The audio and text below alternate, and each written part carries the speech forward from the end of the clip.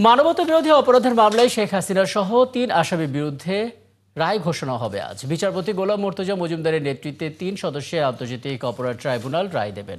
জুলাই হত্যাকাণ্ডে শেখ হাসিনার বিরুদ্ধে উস্কানি, নির্দেশদাতা এবং ঊর্ধ্বতন কর্তৃপক্ষের দায় সহ 5টি অভিযোগ আনা হয়েছে এবং এটি হবে জুলাই অপরাধের ঘটনায় প্রথম কোনো মামলার রায়। আরো জানাচ্ছেন Saikat Sadiq. Falcon aluminium multilayer anodised হওয়ায় সম্পূর্ণ scratch proof. Falcon aluminium. ২৪ July আগস্টের আন্দোলনে মসনদ টিকিয়ে রাখতে শেখ হাসিনা দেশের ইতিহাসে বর্বরতম হত্যাযজ্ঞ চালান, পরে কলঙ্ক নিয়ে দেশ ছাড়েন। শেখ হাসিনার ক্ষমতাকালে নিজ হাতে গড়া আন্তর্জাতিক অপরাধ ট্রাইব্যুনালেই তিনি আজ বিচারের মুখোমুখি।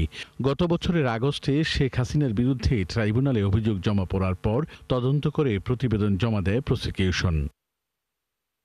10 জুলাই আনুষ্ঠানিক বিচার শুরুর আদেশ দেয় ট্রাইব্যুনাল। এরপর 3 আগস্ট শুরু হয় সাক্ষ্য গ্রহণ।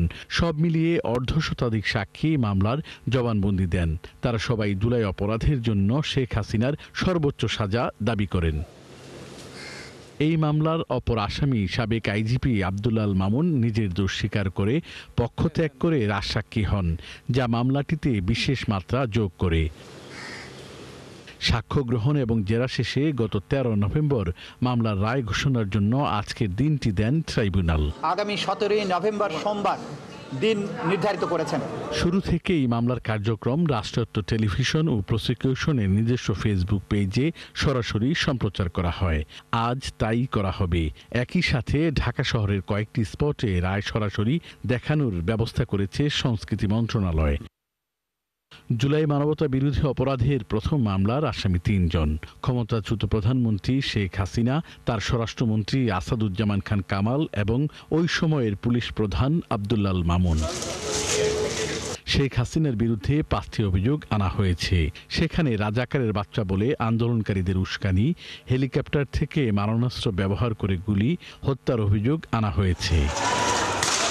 সাবেক স্বরাষ্ট্রমন্ত্রীর বিরুদ্ধেও অবৈধ নির্দেশ পালন সহ বাহিনীগুলোকে আন্দোলনকারীদের হত্যার নির্দেশ দেওয়ার অভিযোগ আনা হয়েছে। তিনি পলাতক আছেন, তাকেও রাষ্ট্রের পক্ষ থেকে আইনজীবী দেয়া হয় শেখ হাসিনার মতো। সাবেক আইজিপি চৌধুরী আব্দুল্লাল মামুনের বিরুদ্ধেও 5টি অভিযোগ। তিনি একই সাথে বাহিনীকে অবৈধ নির্দেশ, হত্যার নির্দেশ দেওয়ার অভিযোগ আনা হয়েছে। আইনের ধারা অনুযায়ী এসব অভিযোগ প্রমাণ হলে আসামিদের সর্বোচ্চ সাজা দিতে পারবে আন্তর্জাতিক অপরাধ ট্রাইব্যুনাল। সৈকত সাদিক, 71, ঢাকা।